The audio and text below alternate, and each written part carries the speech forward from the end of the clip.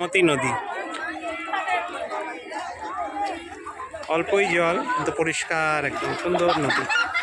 কাল আরতির সময় জলটা বোঝা যাচ্ছিল না, আজকে তাই একটা ভিডিও করলাম। আজকে আমরা এখানে স্নান করবো আর তর্পণ করবো।